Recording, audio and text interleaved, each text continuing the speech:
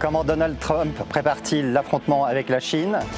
L'administration américaine a-t-elle engagé son pivot vers l'Asie? À quoi ressemblera la confrontation entre la Chine et les États-Unis? Les Européens devront-ils choisir un camp? Je vous retrouve tout de suite pour en débattre avec nos invités.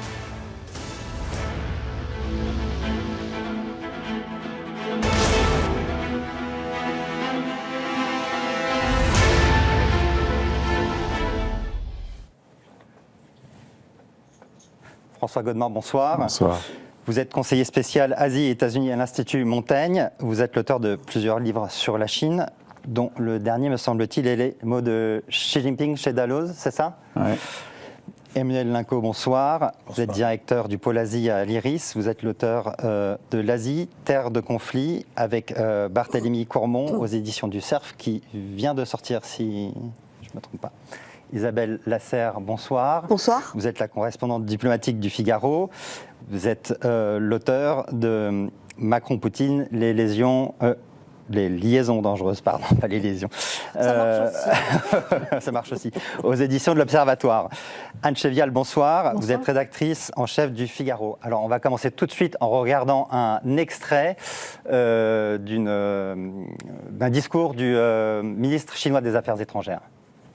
世界最大的发展中国家和发达国家，中美都将在这个星球上长久存在下去，因此必须和平共处。正如习近平主席今年初在与特朗普总统通话时指出的，冲突对抗不应成为选择。中美两国拥有广泛共同利益和广阔合作空间，可以成为伙伴，相互成就，共同繁荣。 François Godement, vous y croyez à ce que dit le ministre chinois? Ce sera une cohabitation pacifique? C'est sûr que la Chine aujourd'hui a un boulevard pour développer sa stabilité, sa volonté de coexistence avec le monde, son multilatéralisme. Enfin, elle devient une puissance qui veut le bien, si j'ose dire, littéralement, par rapport aux déclarations de Trump. Ce qui compte beaucoup là-dedans, c'est qu'il n'y a aucune escalade dans la réplique chinoise pour l'instant. C'est même une modération de ton presque incroyable. Mais il est vrai que jusqu'ici, si on regarde concrètement, les initiatives de Trump ont plutôt frappé des alliés, des partenaires. Oui, la Chine, il y a cette augmentation de droits de douane, on en reparlera, mais on n'en est pas encore à l'affrontement direct. Et alors là, justement, ça fait depuis Obama qu'on parle d'un pivot vers l'Asie. Est-ce que Donald Trump a commencé son pivot asiatique? Et on a l'impression qu'il veut tourner la page de la guerre avec l'Ukraine le plus vite possible pour se consacrer à ce défi chinois. Le pivot aura bien lieu cette fois-ci, vous avez l'impression? Il avait commencé à la fin de la présidence Obama, qui a beaucoup hésité. Vraiment, la réorientation de sa politique chinoise a été très lente et critiquée, d'ailleurs même par certains de ses anciens conseillers. Trump 1 l'avait poursuivi, Biden a poursuivi Trump 1, et d'ailleurs les conseillers ont travaillé souvent en accord. On a cru jusqu'à ces dernières semaines que c'était le prolongement naturel de la présidence Trump 2, compte tenu de tout ce qui avait été dit sur le défi et même la menace chinoise, compte tenu d'une partie de son équipe gouvernementale quand même, parce qu'il y a le ministre de la Défense, il y a le conseiller à la Sécurité nationale, pour nommer Marco Rubio, qui était un faucon notoire. On a pu penser que le prolongement irait de soi. Pour l'instant, je suis désolé de le dire, on ne le voit pas vraiment. Alors, on peut toujours le supposer, bien sûr. Et des déclarations, il y en a. Mais du concret, par exemple, dans ce qui les annonce sur le Pentagone, qui sont faites sur les coupes du Pentagone, oui, il va y avoir des choses à plus long terme. On savait que les États-Unis avaient un déficit notable pour la production de sous-marins, donc ils vont essayer d'accélérer. Par exemple, il y a les drones, il y a le cyber. Oui, les drones, c'est en partie des drones, contre-force, si vous voulez. Mais ce n'est pas pour l'instant des choses extraordinairement frappantes. Et je cherche les initiatives vraiment frappantes dans le cadre d'une alliance qui aurait lieu avec les Asiatiques, les gens d'Asie du Nord-Est ou les gens même d'Asie du Sud-Est. Ceux-ci, au contraire, ils sont en train de regarder vers nous et ils s'inquiètent. Emmanuel Linco, vu de Pékin, ce retrait des États-Unis sur le dossier ukrainien, c'est observé de quelle façon? Comme une marque de faiblesse? On s'en réjouit à Pékin? Alors, On est très prudent, évidemment, à Pékin, mais je rejoins tout à fait ce que dit François Godement. Je pense qu'à Pékin, on a là la confirmation de ce qui avait déjà été observé en août 2021, lorsque les Américains avaient piteusement quitté Kaboul et que la propagande chinoise avait saisi d'une manière tout à fait opportuniste ce moment pour s'adresser aux Taïwanais en disant « mais vous voyez, les Américains ne vous soutiendront pas ». Et ce que l'on constate, en effet, c'est qu'en Asie du Nord-Est en particulier, on est extrêmement inquiet par deux événements récents, les conséquences de la conférence de Munich, à l'issue de laquelle Wang Yi, d'ailleurs, a rencontré presque tous ses homologues européens et s'est empressé de dire, vous savez, la Chine existe bel et bien et donc nous soutiendrons toujours toutes les initiatives qui iront dans le sens du multilatéralisme, etc. Et puis le second événement, c'est évidemment la rencontre houleuse entre Zelensky, Trump et Vance. C'est-à-dire que là, du côté, alors cette fois-ci japonais ou sud-coréen, on a commencé à se dire, et taïwanais, est-ce que les Américains sont des gens fiables ? Et d'ailleurs, vous avez au Japon comme en Corée du Sud, des gens qui disent désormais il faut se doter de l'arme nucléaire pour assurer notre propre sécurité. Et ce qui est paradoxal, et précisément François Godement mettait le doigt justement sur cet aspect des choses, c'est que ces Asiatiques alliés des Américains se tournent de plus en plus vers les Européens. Et d'ailleurs, depuis ces 3 dernières années, on assiste à un revirement de situation dans tous les domaines, y compris une implication grandissante des Asiatiques sur les théâtres d'opérations européens, dans la guerre russo-ukrainienne. On voit par exemple les Sud-Coréens vendre des armes aux Polonais, par exemple. Et l'on voit bien sûr par ailleurs les Nord-Coréens envoyer 10 000 hommes sur le front. Donc ça, c'est tout à fait intéressant de voir que d'une manière inédite, on pourrait assister à un rapprochement entre l'Union européenne et ces démocraties asiatiques. En revanche, effectivement, les États-Unis comme la Chine restent extrêmement prudents. Alors, scénario du pire, est-ce que l'on pourrait assister à terme à une association, comme on le dit, d'une association de malfaiteurs entre la Chine, la Russie et les États-Unis contre l'Union européenne et leurs alliés asiatiques? Ce n'est pas impossible, hein. Tout est ouvert. On a une recomposition des alliances. Justement, Isabelle, on a l'impression que Trump est en train de tenter une sorte de Kissinger à l'envers en se rapprochant de la Russie pour l'éloigner de la Chine. Est-ce que c'est réaliste de vouloir casser l'alliance entre la Chine et la Russie? C'est possible? Ça me paraît être un pari assez hasardeux, au moins pour 2 raisons. L'imprévisibilité de Trump, qui doit un petit peu inquiéter Xi Jinping. Et la deuxième chose, c'est le temps court des démocraties occidentales, et notamment de la démocratie américaine. C'est-à-dire qu'à part, évidemment, si Donald Trump décide de changer la Constitution et de faire un 3e mandat, mais même d'ailleurs dans ce cas, du côté chinois, le régime se place dans un temps long, extrêmement long, et a besoin pour ses alliances de dirigeants qui sont dans le même temps long. Imaginons par exemple que Trump explose en vol, on peut pas l'exclure, ou même que dans 4 ans, les démocrates emportent les élections. La machine repart en arrière. Alors, pas vis-à-vis de l'Europe, puisque là, je pense que la coupure, elle est vraiment définitive. Enfin, définitive, en tout cas, elle est vraiment sérieuse. Mais notamment au niveau de la démocratie. Donc, Xi Jinping, à mon avis, ne pourra pas se permettre une éventuelle politique en zigzag, a fortiori si un prochain président américain revient beaucoup plus attaché aux valeurs des démocraties libérales, ce qui est quand même, en fait, dont la haine est, si je peux parler comme ça, un petit peu la colle qui soude la Russie et la Chine. Vous y croyez à une séparation entre... S'il devait y avoir ce qu'on appelle un Kissinger à l'envers, c'est-à-dire l'inverse de ce que Nixon avait fait en allant à Pékin, ce serait le fait de la Russie, avant tout. Ce serait la Russie qu'en quelque sorte Trump aurait séduit, racheté, ramené dans le camp américain, réveillé probablement les antagonismes et les différences d'intérêts qui existent entre Moscou et Pékin. Par exemple, Pékin achète son pétrole, son gaz et son pétrole outrageusement bon marché, grâce à nous d'ailleurs, grâce aux sanctions. Et en quelque sorte, ce serait un isolement de la Chine avec l'accord de la Russie. Mais je suis totalement d'accord avec Isabelle Lasserre.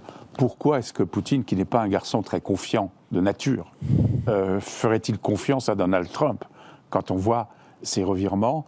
Pourquoi ferait-il confiance à un système dont il estime par ailleurs qu'il est déstabilisé et en déclin? Une analyse qui est faite aussi par Xi Jinping, qui sont un peu gênés sur le plan économique, sur le plan militaire, mais sur le plan politique, ils sont absolument sûrs d'eux. Pourquoi aussi, puisque Trump cède tout, aller encore plus loin, puisque énormément de choses sont cédées. L'Ukraine est humiliée, démoralisée, si vous voulez, par le lâchage américain. Les Européens sont loin de pouvoir remplir complètement le vide laissé par les Américains. C'est un boulevard pour Poutine. Et enfin, la Chine, elle a contribué des choses à la Russie. Des milliards d'équipements électroniques, y compris les nôtres par des circuits inavouables, un soutien financier, monétaire, le poumon pour continuer à traiter avec le reste du monde sur le plan de la... Pourquoi est-ce que Poutine abandonnerait ça? Militairement, ils fournissent du matériel aussi. Les Américains n'ont jamais révélé toutes les informations qu'ils avaient sur les ventes possibles de matériel. On a parfois des estimations sur les matériels dual, les technologies duales, notamment tous les semi-conducteurs. Évidemment, même des semi-conducteurs de machines à laver, ça va parfaitement pour d'autres usages. Et on a aussi des estimations pour les pièces détachées d'aviation, par exemple, si les Boeing ou les Airbus chinois peuvent continuer, russes peuvent continuer à tourner, c'est vraisemblablement en partie grâce à l'importation de pièces éventuellement fabriquées en Chine ou revendues par la Chine. Mais, et avec Trump, on peut dire que les révélations vont être encore moins importantes, ne n'auront plus ces fuites dont je me suis toujours méfié parce qu'elles peuvent être orientées. Mais cette fois-ci, c'est clair qu'il n'y aura pas de partage d'informations.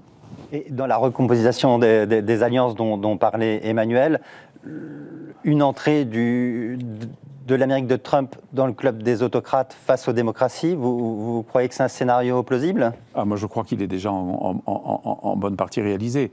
J'avoue qu'ayant suivi et vécu d'ailleurs aux États-Unis la guerre, je suis sidéré par les atteintes qui sont portées à l'équilibre des pouvoirs, à l'indépendance de la justice, telle qu'on peut la voir, extrêmement inquiet de voir la façon dont cette vague autoritaire déferle et intimide les autres. Mais pour ceux qui ont toujours prôné ce mode de gouvernement, c'est du pain béni.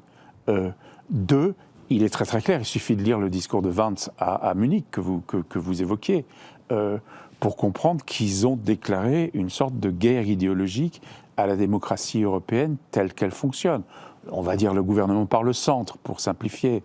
On va dire les équilibres constitutionnels, qui naguère étaient quand même le propre de l'Amérique.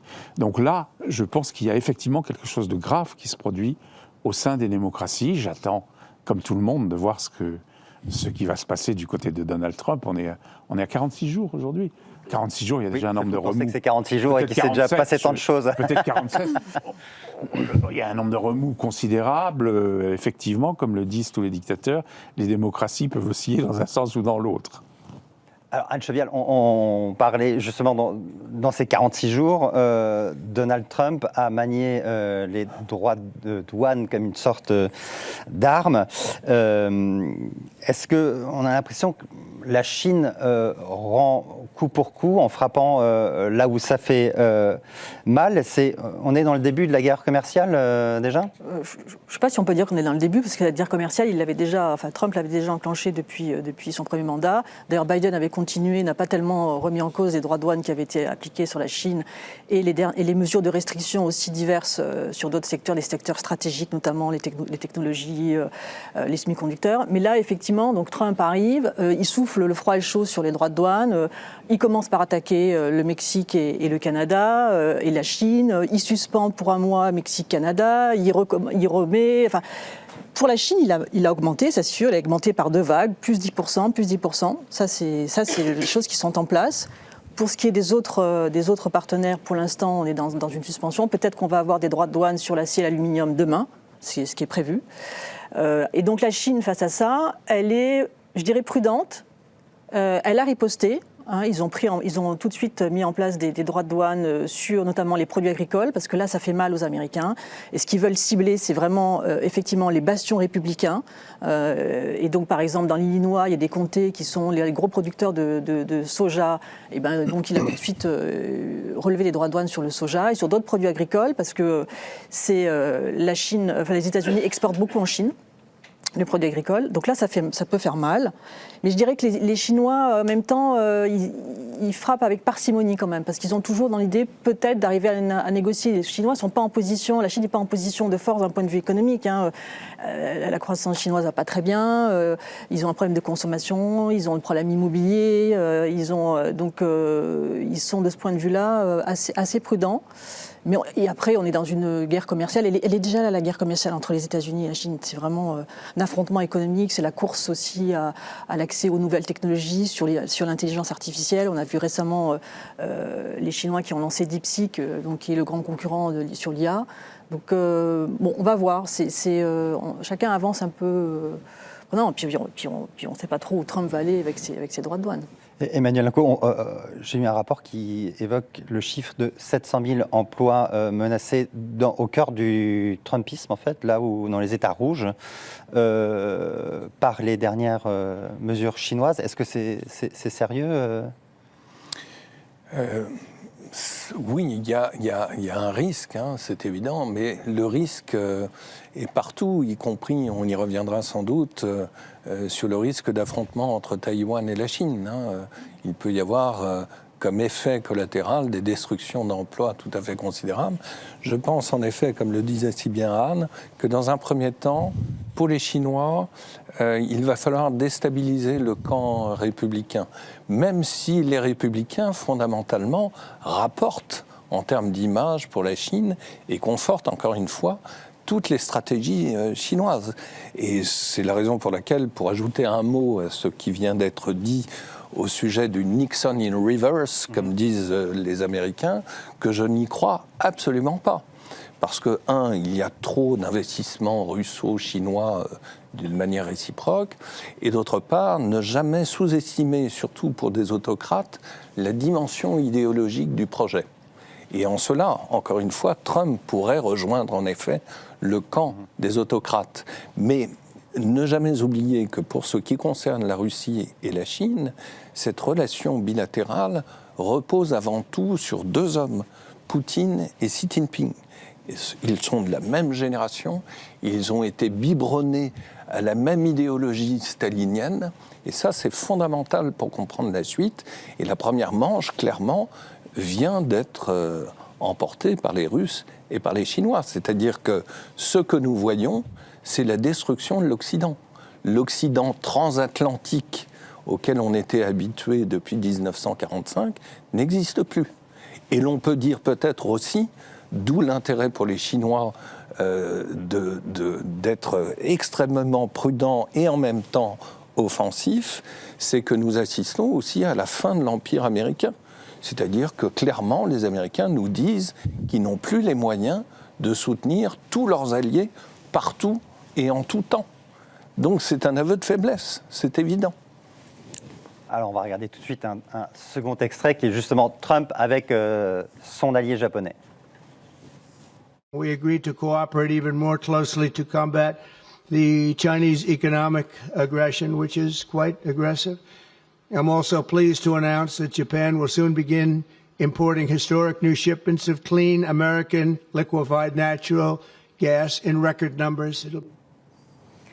François Godement, à quoi ressemblera l'affrontement avec la Chine ? Ce sera une sorte de nouvelle guerre froide, une guerre économique, une guerre ouverte autour de la question de Taïwan, ou est-ce que tout simplement on peut envisager un deal entre Trump et les Chinois, parce que les Chinois aiment-ils cette approche transactionnelle ? Alors bien sûr, avec Trump, on peut tout envisager, puisque C'est ce qu'il avait fait en janvier 2019 avec le premier deal commercial avec la Chine.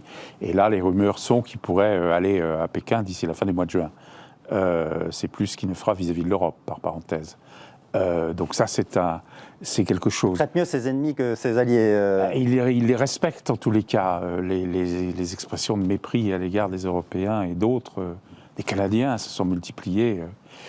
Mais je pense qu'on en est au début de cette guerre commerciale que vous annoncez et qu'elle peut prendre son essor. Pourquoi ? Parce qu'il y a des documents stratégiques qui inspirent l'administration Trump, par exemple celui du président de la Commission des conseillers économiques, Stéphane Miran, qui préconise de porter les droits de douane par étape à 60%. Prenons cet exemple. Pour l'instant, vous savez, 10 et 10, c'est ce qui vient de se passer en un mois, sachant, que la monnaie chinoise a baissé de 13, 14, peut-être 15% maintenant vis-à-vis du dollar, sachant qu'on en est en Chine au 30e mois de déflation, et ce mois-ci, elle s'accentue encore. C'est très supportable par les Chinois. C'est en réalité, ce qui inquiète Xi Jinping aujourd'hui, ce n'est pas les 20%, c'est l'idée qu'on débute quelque chose qui va monter beaucoup plus fort et du tentative de découplage. La Chine, elle se porte très très bien sur le plan extérieur pour l'instant. Elle n'a jamais autant exporté qu'aujourd'hui. Donc il y a cet aspect-là et ça compte malheureusement pour nous plus que le marché européen, qui est pourtant très important. On a un déficit qui a même augmenté plus rapidement que le déficit américain, mais on n'a pas les mêmes leviers, la même rapidité, la même violence, peut-être, que les États-Unis peuvent déployer dans une guerre commerciale. Premier point. Le deuxième point, c'est qu'il y a une incertitude absolue sur ce que Trump peut faire concernant Taïwan. Oui, il a parlé de restaurer l'hégémonie. Oui, il veut une marine américaine qui tiendrait tête à la marine chinoise. Oui, il développe un certain nombre de choses. Mais quand il s'agit de Taïwan, il est revenu en arrière par rapport à Joe Biden. Joe Biden avait à 5 reprises essentiellement dit que Taïwan serait défendu si la Chine employait la force, alors que traditionnellement les États-Unis ne s'engageaient jamais. Pourquoi ? Parce qu'ils veulent pas que Taïwan provoque une situation où la Chine attaquerait. Trump, lui, revient en arrière, ne peut plus du tout ses engagements, et on vient d'entendre au Sénat, pour la confirmation d'un des plus importants officiels du Pentagone, quelqu'un dire, d'abord, il faudrait que Taïwan paye considérablement. Deuxièmement, Taïwan ne fait pas partie des intérêts vitaux américains. C'est un peu, vous savez, en janvier 1950, Dean Acheson, secrétaire d'État, n'avait pas inclus la Corée du Sud dans le périmètre de défense américain. 6 mois plus tard, les Coréens du Nord attaquaient. Donc, tout peut se renverser dans les deux sens. C'est ça, la situation. Et il faut reconnaître que si vous êtes Xi Jinping, même avec votre prudence naturelle, vous regardez ce que Trump a fait en Ukraine, ou plutôt n'a pas fait en Ukraine. Vous vous rappelez d'ailleurs que ce n'est pas si différent, on va dire, de la non-intervention d'Obama. Une présidence et demie auparavant. Vous voyez les oscillations américaines. Vous voyez qu'il s'agit aujourd'hui d'extraire des alliés, des avantages économiques pour les États-Unis avant tout. Vous vous dites, je peux peut-être y aller. Donc les dangers sont très grands, effectivement. Emmanuel Lingot, les Chinois ne cessent de doper leurs dépenses militaires. Ça veut dire qu'ils se préparent à l'éventualité d'un affrontement. On sait que traditionnellement, ils préfèrent éviter l'affrontement, mais s'il y a une fenêtre, s'ils n'arrivent pas à réunifier autrement Taïwan, est-ce qu'ils sont prêts à aller jusqu'à l'affrontement militaire ? En tout cas, ils montrent des dents, ça c'est clair. Ils se surarment. Bon, le dernier livre blanc de la défense, c'est 2019, chinois. Et puis, les statistiques, quelles qu'elles soient, quand elles viennent de la Chine, il faut toujours les étudier avec beaucoup de prudence. En tout cas, elles nous donnent effectivement des indications. On le sait, hein, c'est la formule consacrée. La Chine se dote de l'équivalent d'une Royal Navy tous les 4 ans. Donc c'est tout à fait considérable. À ceci s'ajoute d'ailleurs 8000 navires marchands qui battent pavillon chinois à travers le monde. Et ça aussi, c'est quand même tout à fait conséquent, notamment pour une opération amphibie vis-à-vis de Taïwan à terme. Maintenant, le désastre sur le plan économique, on l'évoquait en introduction, serait catastrophique pour tout le monde et pour la Chine, pour commencer, puisque l'une de nos collègues, Françoise Mangin, il y a quelques années, avait révélé que près de 40 millions d'emplois en Chine dépendaient des multinationales taïwanaises. Alors on a beau dire que Foxconn et d'autres décentralisent pour aller tantôt à Houston aux États-Unis, tantôt en Inde, ça serait désastreux en termes d'image. Donc, on ne sait pas, et en même temps, il faut toujours prendre l'hypothèse d'un conflit très au sérieux, beaucoup plus qu'on ne l'avait fait avec Vladimir Poutine, c'est-à-dire qu'on a une forme d'irrationalité. En tout cas, elle n'entre pas du tout dans le cadre de notre propre rationalité, qui est mue tantôt du côté russe, tantôt du côté chinois, par un nationalisme extrêmement puissant. C'est le moteur, évidemment, de ces régimes. Donc, au nom du nationalisme, on peut faire beaucoup de choses, ça c'est clair, y compris la guerre, et pas seulement la guerre commerciale, la guerre tout court. Anne Chevial, Emmanuel évoquait le coût économique pour la Chine avec 40 millions d'emplois qui dépendent de Taïwan. Pour les Occidentaux, c'est quoi l'importance économique de Taïwan? C'est les semi-conducteurs. Le gros, c'est les semi-conducteurs, c'est TSMC. TSMC, c'est le fabricant de puces de très haute technologie qui représente la moitié du marché mondial. Donc on dit qu'il y a un bouclier, on appelle ça le bouclier de silicium, Taïwan et TSMC. Donc effectivement, l'enjeu, il est très très important. Même si TSMC a des risques, comme on dit, à des usines ailleurs, il y en a une à Dresde en Allemagne, il y en a aux États-Unis, mais en fait, c'est là aussi qui joue sur les deux tableaux, c'est que sur les puces de très haute technologie pour la défense, pour l'IA, les usines sont toujours à Taïwan. Et c'est un peu ce qu'ils appellent leur bouclier de silicium. On dit même que, je ne sais pas si c'est vrai, qu'il y aurait eu des mines qui auraient été posées dans les usines. C'est ce qu'aurait dit le patron de TSMC. Je ne sais pas si c'est vrai. Donc oui, l'enjeu économique, il est là, je pense. Donc ça veut dire quoi? Il y a un crash mondial si y a la guerre à Taïwan? Je ne sais pas si vous... Enfin, moi, c'est ce que c'est... Ah oui, ça me paraît évident. Oui, bien sûr. Et d'ailleurs, ce qui est très intéressant, c'est de suivre, avec évidemment toute la proportion faible, il faut bien le dire, de l'armée française du côté de l'Indo-Pacifique. Mais vous avez quand même des frégates françaises proportionnellement de plus en plus nombreuses qui croisent dans la région. Le char de Gaulle a récemment fait des manœuvres communes. La frégate Bretagne, il y en a d'autres. Ce qui montre bien quand même qu'il y a un souci. Et un souci cardinal auquel, là encore, Américains et Européens tiennent par-dessus tout, malgré leurs dissensions, c'est la liberté de navigation. Or, si la Chine attaque Taïwan, c'est dans le but, évidemment, de sanctuariser la région pour se ménager une profondeur stratégique vers le Pacifique, et cela peut être, à terme, dommageable, évidemment, pour les intérêts européens et américains. Donc, oui, ça serait une véritable catastrophe, d'autant que, bien sûr, l'Ukraine n'est pas Taïwan, c'est-à-dire que l'Ukraine n'est pas membre de l'OTAN, mais Taïwan, malgré, justement, la très grande versatilité de Donald Trump, manifestement, au sujet de Taïwan, Taïwan et les États-Unis sont liés par un accord, le Taiwan Relations Act de 1979. Donc, est-ce que les Américains l'honoreraient? On n'en sait rien, évidemment, mais il y a quand même cet accord. Et les Japonais, quant à eux, depuis déjà plusieurs années, n'ont cessé de dire que si Taïwan était attaqué, les forces d'autodéfense japonaises rappliqueraient. Donc c'est tout de suite une guerre de dimension internationale, évidemment. Isabelle, Donald Trump a dit qu'il a la certitude que Xi Jinping n'attaquera pas Taïwan pendant son mandat. Comment peut-il avoir cette certitude? Et surtout, est-ce que ça veut dire qu'après moi le déluge, en fait, il veut être tranquille pendant son mandat, et ensuite, les Chinois feront bien ce qu'ils voudront?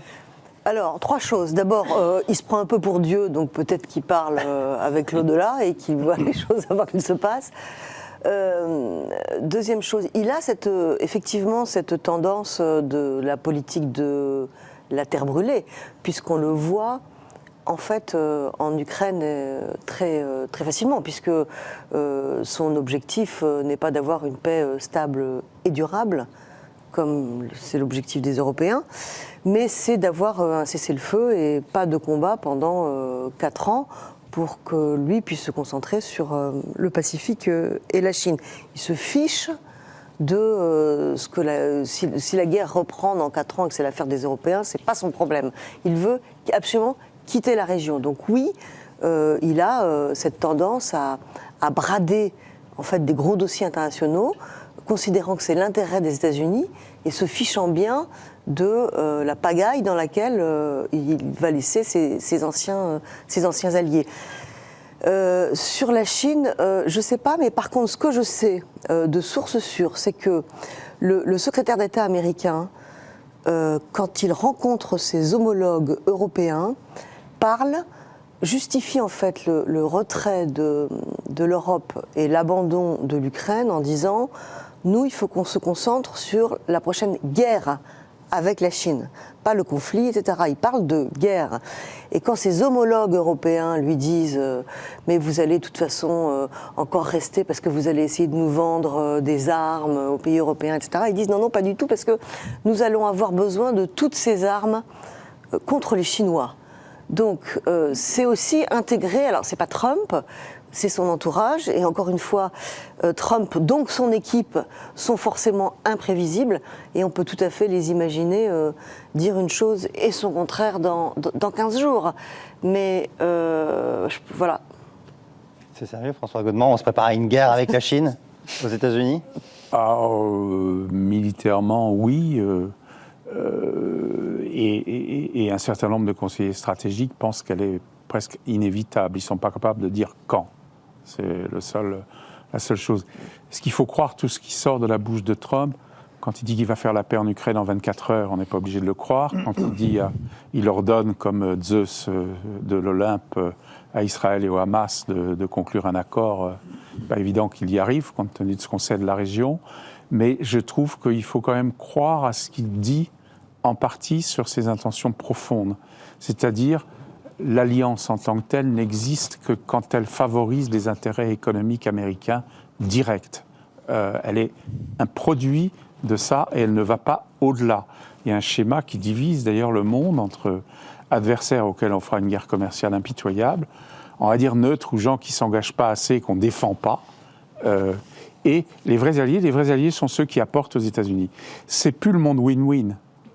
C'est le monde où, pour qu'il y en ait qui gagnent, il faut qu'il y en ait d'autres qui perdent. Il n'a plus du tout cette vision que la paix, globalement, rapporte à tout le monde, si vous voulez. Donc c'est une vision totalement changée. De vassalité. On peut appeler ça de la vassalité. En réalité, oui, même si ça en prend les aspects. Il aime bien, de toute façon, les cours, visiblement. Et on lui fait la cour. C'est absolument extraordinaire de voir cette mutation de la politique américaine qui est en marche, qu'on a, à ma connaissance, jamais vue. Mais d'un autre côté, c'est pas pour autant qu'il remercie les vassaux, si vous voulez. Ce serait, vous savez, dans le système féodal, les seigneurs avaient beaucoup de devoirs envers leurs vassaux. Lui, il n'en a absolument aucun. Et c'est important de considérer que les garanties de sécurité ne vont pas forcément avec ces engagements mutuels. C'était bien pour l'Ukraine de donner ces terres rares en concession aux États-Unis pour 100 ans, ce qui ne sera peut-être pas finalement le cas. Ça ne veut pas dire que les États-Unis s'engageaient à défendre l'Ukraine. C'est sur la bête, en fait. D'une certaine manière. D'ailleurs, on a parlé du Japon. Et c'est vrai qu'il y a eu une visite du Premier ministre Ishiba à Washington. Il essayait de faire ce qu'on appelle au Japon du Abe, son prédécesseur, qui avait fait patte blanche, amadoué Trump, et fait des concessions qui souvent étaient déjà là. C'est-à-dire un accord cosmétique pour surtout pas être dans la cible, sortir de la cible. C'est ce qu'Ishiba a fait à Washington. Mais au moment où, au Sénat, on a vu mentionner la nécessité pour le Japon d'augmenter de 3%, de passer à 3% du PIB son effort de défense, alors qu'il est en dessous de 2, largement en dessous de 2, il est à 1,25 si je me rappelle bien, actuellement. Pour la première fois, Ishiba est sorti du bois et a dit c'est pas un pays étranger de nous dicter à combien peut être notre effort de défense. On a vu subitement le Japon se raidir parce qu'il commence à se dire que, comme d'autres alliés, il échappera peut-être pas à ce système qu'on qualifiera comme on voudra, mais qui, en ce qui me concerne, ressemble beaucoup à du racket. Et Emmanuel, vous parliez tout à l'heure de l'inquiétude des alliés des États-Unis en Asie. Dans le cas de la Corée du Sud, est-ce qu'on s'inquiète d'une éventuelle reprise de la bromance entre Donald Trump et Kim Jong-un, est-ce qu'on peut imaginer de nouvelles négociations qui se feraient sur le dos des Coréens dans le cadre de d'une alliance ou d'un rapprochement avec la Russie? Et est-ce que ça inquiète aussi les Chinois de voir ça? Oui, c'est pas impossible. Bon, ça n'avait rien donné, cette rencontre entre Kim et Trump, quelques échanges, quelques tapes dans le dos, mais pas plus. En tout cas, oui, les Sud-Coréens s'inquiètent beaucoup, et encore une fois, nous assistons à une guerre par procuration entre les deux Corées, en Europe même. C'est ça qui est intéressant. Donc, les Sud-Coréens se préparent évidemment au pire. L'Ukraine est à tout point de vue un champ d'expérimentation. Mais bon, quelque part, vous savez, Héraclite disait « l'opposé coopère ». J'aime beaucoup cet oxymore, parce qu'en définitive, on peut voir déjà avec un peu de recul, que l'on soit asiatique d'ailleurs ou européen, que Donald Trump, à mes yeux en tout cas, est en définitive notre meilleur adversaire. Parce que c'est lui qui nous pousse dans nos retranchements et qui nous force à devenir intelligents, donc autonomes.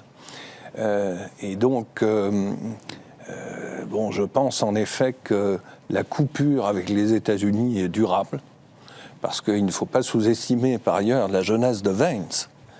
Car si Trump venait à mourir, c'est Vance, le futur président, qui est autrement plus radical et idéologisé que Trump. Et ça, il ne faut pas l'oublier, de toute évidence. Donc, nous continuerons d'avoir évidemment des relations avec les États-Unis, mais de plus en plus distantes. Et pour revenir à l'Europe, encore une fois, et peut-être à la France, qui est important, je pense qu'il est fondamental de revenir à des fondamentaux gaulliens. Donc un principe d'équidistance, notamment entre la Chine et les États-Unis. Et je pense que tous vont essayer justement de rétablir un jeu d'équilibre entre les uns et les autres. Pour vous, François, la rupture est actée, comme le disait Emmanuel, avec Vance, c'est quelque chose qui est durable. Vance, il n'est pas encore élu ni président. C'est un chien de garde qui court en avant de Donald Trump, qui est des trois personnages, Musk, Trump, Vance, c'est le plus léger. Il est arrivé par l'idéologie, par un très bon roman autobiographique, si vous voulez, et poussé par des barons de Silicon Valley qui se trouvaient être trumpiens. C'est pas quelqu'un qui a des forces fantastiques en lui-même. Donc oui, il faut y faire attention, mais on n'est pas encore là. Moi, je crois que pour les Européens, il faut faire très attention. Prenez l'exemple des Coréens et des Japonais. C'est pas parce qu'ils sont extrêmement inquiets des intentions de Trump qu'ils vont créer un véritable pont stratégique avec l'Europe. Leur défenseur, c'est encore les États-Unis. C'est difficile de couper avant les États-Unis. Oui, la Corée du Sud est devenue, pour nous, c'est le deuxième fournisseur extra-européen. Pour les Polonais, c'est peut-être même en train de devenir le premier avec leur capacité industrielle que nous avons malheureusement perdue dans un certain nombre de domaines. Mais c'est pas plus. Et ils se méfient énormément parce qu'ils ne se jugent pas capables d'affronter les États-Unis sur le plan économique et commercial. Ils en dépendent trop. Donc, les choses vont quand même rester dans l'entre-deux. D'autre part, il y a quelque chose qui m'interpelle absolument sur Trump et qui me fait douter d'ailleurs de sa stratégie chinoise. C'est comment peut-il penser déclencher un conflit ou répondre à un conflit, adopter des sanctions extraordinairement dures vis-à-vis de la Chine, si ce n'est pas avec l'assentiment et la participation d'un certain nombre d'alliés et de partenaires. Déjà, on voit avec la Russie que c'est difficile. Des pays comme l'Inde, il n'y a pas que la Chine, des pays comme l'Inde ou la Turquie ou le Kazakhstan, et parfois même des États baltes, sur le plan commercial, peuvent contourner les sanctions par intérêt commercial ou économique. Alors avec la fameuse extraterritorialité des sanctions américaines. L'extraterritorialité, c'est bien, mais vous ne pouvez pas en utiliser, vous ne pouvez pas dégainer dans tous les sens en même temps, si vous voulez, et menacer le reste du monde en même temps de sanctions extraterritoriales. C'est quand même, il y a quand même une limite. Si négocier avec le pistolet sur la table, ça a ses limites. Vous pouvez négocier avec un partenaire, c'est pour ça d'ailleurs qu'il adore les relations bilatérales, comme les Chinois. Et il adopte le même système, il n'aime pas l'UE. Et les souverainistes français feraient mieux de se méfier avant de disqualifier l'UE parce qu'elle a un énorme avantage, c'est qu'elle nous représente tous et que c'est autre chose qu'un pays pris un par un. Donc oui, il essaye de faire ça, mais il ne peut pas avoir 27 revolvers sur la table pour prendre cet exemple en même temps. ça devient difficile. Je m'excuse de parler en termes simplistes. Isabelle, dans tout ce qui se dessine actuellement, tout le monde parle d'un nouveau Yalta. Est-ce que dans ce partage du monde, on peut imaginer, Donald Trump parle de vouloir récupérer le canal de Panama, le Canada, le Groenland. Est-ce qu'on peut imaginer un troc avec la Chine je vous laisse Taïwan, je vous laisse tranquille à Taïwan et vous me laissez le Groenland et le canal de Panama. C'est envisageable? Je crois qu'on peut absolument tout imaginer parce que c'est exactement comme ça que fonctionne Trump. Et moi je pense que si l'empire américain se fragilise dans son système d'alliance en Asie, etc., il se consolide autour du continent américain. C'est-à-dire que Trump vis-à-vis du Groenland, vis-à-vis du Canada, vis-à-vis du Panama, a une politique impérialiste agressive, même s'il n'envoie pas de troupes, en tout cas pas pour l'instant. Donc je pense qu'effectivement, il rêve d'un espèce de Yalta à 3, en disant à Poutine, toi t'as qu'à récupérer, tu veux les anciens territoires de l'Union soviétique, plus peut-être un ou deux de l'époque tsariste, vas-y, démerde-toi, moi c'est pas... Et lui, il consolide ses intérêts stratégiques autour du continent américain. Et la Chine, avec Taïwan, etc. Je pense que Trump se sentirait bien dans ce monde-là. Et qu'il va sans doute essayer de favoriser son émergence. Est-ce que ça va marcher? Je n'en sais rien. Il y aura quand même des réactions. Là, on voit la réaction de l'Europe, enfin en tout cas verbalement pour l'instant, parce que tout ça reste quand même aussi à être concrétisé. Parce que vous parliez des réticences de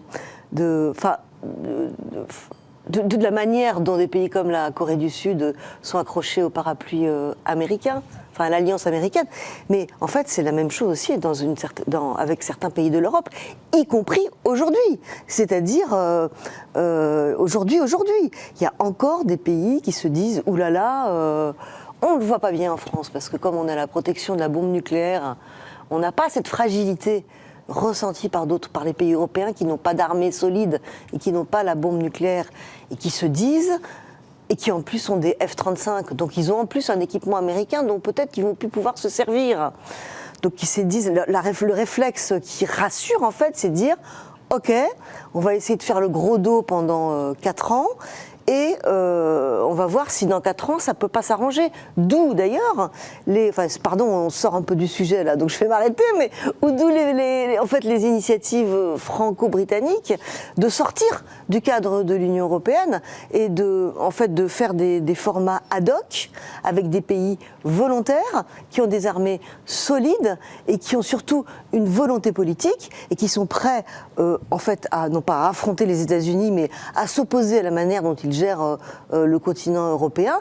Et là, dans ce groupe-là, la France, l'Allemagne de Merz quand elle sera prête, la Pologne, la Turquie d'ailleurs qui revient dans le jeu, le Royaume-Uni et peut-être d'ailleurs l'Italie, ce groupe-là, il peut prendre des décisions courageuses. Emmanuel, et l'Europe dans tout ça, les précédentes administrations, y compris celle de Trump, ont toujours voulu rallier les Européens dans leur guerre contre la Chine. Maintenant, la situation a changé entre les Européens et les Américains. Est-ce que les Chinois en profitent pour essayer de faire affaire avec les Européens? Et est-ce que les Européens, eux, voient du coup la Chine comme un partenaire qui prendrait plus d'importance? Alors, il est clair que les Chinois, a priori, vont s'engouffrer dans la brèche. Ça me paraît tout à fait évident. La preuve par la conférence de Munich, lorsque Wang Yi s'est empressé de rencontrer tous ses homologues, etc. On a un peu commencé déjà la conférence de l'IA qui était à Paris. Absolument. Lancer une offensive de charme. Alors, on peut déjà avoir des éléments de réponse. Souvenons-nous, de la visite et surtout du commentaire controversé d'Emmanuel Macron à son retour de Chine. Lorsque celui-ci disait s'il y a un jour une guerre entre la Chine et Taïwan, la France n'y participera pas. Bon, alors évidemment, les Chinois se frottaient les mains en disant « mais quelle aubaine, voilà un vrai ami de la Chine de toujours ». Bon, c'était peut-être une erreur de communication et d'appréciation, parce qu'en diplomatie... Ça lui a été beaucoup reproché. En diplomatie, on ne dit jamais clairement ce que l'on va faire. Il ne faut jamais dire où sont les lignes rouges. C'est l'erreur de Barack Obama par rapport à la Syrie, par exemple. Bon, en tout cas, il l'a fait, il l'a dit. Sans doute était-ce par ailleurs la voie de la raison, c'est-à-dire que nous n'avons pas les moyens militaires de mener une guerre contre la Russie et en plus contre la Chine. Ça, c'est tout à fait clair. Bon. Cela étant, comme je le disais tout à l'heure, il y a un moment Trump qui pousse les Européens dans leur retranchement et dans une volonté d'accéder à une autonomie stratégique. Et quelque part, rétrospectivement, de ce point de vue-là, on peut lui reconnaître, Emmanuel Macron, à sa manière, a été un visionnaire. Ça a été le discours de la Sorbonne, personne ne voulait en entendre parler, etc. Mais quand il parlait justement de restructuration de l'appareil industriel français, mais aussi européen, et d'autonomie stratégique, on est dedans. Bon. Et donc, ceci... Il a pris les Allemands à contre-pied au moment où ils formaient leur coalition. Oui, donc c'est... les Allemands, ils viennent. Les Allemands, ils viennent. Ça veut dire que y a un moment opportun, et c'est ce moment-là, évidemment, qu'il faut saisir, dans une logique, encore une fois, d'équidistance entre les États-Unis et la Chine. Et je pense qu'il est urgent que la France envoie soit son Premier ministre, soit qu'Emmanuel Macron se rende très rapidement en Chine pour justement essayer de rééquilibrer les choses. François Godement, Moi, je crois que la priorité, c'est de nous renforcer, nous. Alors, sur les industries de défense, on en parle beaucoup pour la défense de l'Europe, mais ce que sont en train de faire les Américains est une fantastique réclame pour nos industries de défense avec des partenaires extérieurs qui auront besoin d'une réassurance et de matériel surtout qui pourrait être bloqué par nous. Il ne faut jamais oublier que celui qui vend peut bloquer, nous aussi. Mais en tous les cas, de ne pas dépendre exclusivement des Américains. Par contre, du côté de la Chine, moi, ce que je suis obligé de dire, parce que je reviens de plusieurs jours d'entretien à Bruxelles, assez dense, sur exactement cette question. Il n'y a pas le plus petit signe à ce jour d'une ouverture chinoise sur des concessions, quel que soit le domaine, en dehors de ces propos sucrés, si vous voulez, mais très généraux et vagues qui sont tenus à l'égard d'autres aussi. N'oublions pas que face aux menaces et aux mesures de Trump, le porte-parole du ministère des Affaires étrangères dit chinois dit aussi il faut qu'on en parle, parlons-en. Hein, il n'est pas dans l'affrontement. N'oublions pas les réassurances données à Moscou, encore tout récemment. Pendant ce conflit. N'oublions pas que pendant que nous sommes en train de parler, la Russie, l'Iran, la Chine font des manœuvres navales communes dans le golfe d'Oman. C'est pas la première fois, c'est la 5e fois. C'est peut-être pas un événement dramatique, mais enfin, c'est une synergie dans une région qui est hautement sensible pour nous et d'ailleurs pour l'administration américaine aussi. Donc ne nous faisons pas trop d'illusions. Cette fameuse autonomie stratégique, oui, c'est vrai. Maintenant, le moment c'est pas que le moment est venu de la développer, c'est qu'elle nous est imposée. J'ai toujours pensé du côté français, et là je m'éloigne un peu de la Chine aussi, malheureusement les industries de défense européennes n'ont pas suivi ce chemin. Elles se disputent entre elles. Vous regardez, je ne vous ferai pas un dessin, mais quelle que soit la catégorie, elles se disputent entre elles. Et c'est alors, bien sûr qu'il y a une concurrence aux États-Unis aussi. Hein. Lockheed Martin et d'autres ne s'aiment pas entre eux, mais il y a un acheteur. Là, il y a vraiment un problème qu'il va falloir résoudre en même temps que celui des financements. Et c'est comme ça qu'on arrivera, pas maintenant, mais dans quelque temps, une autonomie stratégique. Ce qu'a dit Isabelle Lasserre est très juste. Pour les quelques années à venir, on est vraiment dans un creux entre la garantie américaine qui se replie et des moyens de défense européens qui ne sont pas encore déployés. On comprend très bien que les Baltes, les Polonais et même les Allemands sont inquiets. Les Chinois sur l'IA tentent des ouvertures en disant qu'ils veulent coopérer avec les Européens sur l'IA, notamment après le discours de Vance où il était très vindicatif sur le sujet. C'est quand même, évidemment un enjeu essentiel, mais on a l'impression que l'IA pour les Européens, c'est la nouvelle 5G. Ils ne veulent pas coopérer avec les Chinois. Les mesures de sécurité, alors ça c'est un aspect qu'on n'a pas abordé, et certes il y a tout lieu de penser aujourd'hui que les backdoors, les portes de derrière américaines dans les systèmes sont également une menace dans un certain nombre de domaines. Mais il faut reconnaître que les Chinois sont champions du monde là-dessus, que le système, si vous voulez, de contrôle complet par l'État des entreprises à l'intérieur C'est leur spécialité. Oui, il y a un peu de réglementation en Chine qui singe la réglementation européenne pour une raison très simple, parce qu'il y avait des monopoles, des positions acquises telles que, un, ça pénalise les consommateurs, deux, Xi Jinping, qui est loin d'être un imbécile, a compris qu'il fallait encourager les jeunes pousses, qu'il fallait garder de la concurrence. Ça ne s'étend pas à la sécurité. Donc, je suis désolé de le dire, mais nous avons un danger mortel à laisser l'IA, le software chinois pénétrer toute notre vie en Europe. Les exemples peuvent être multiformes. Anne, on parlait de l'Allemagne tout à l'heure.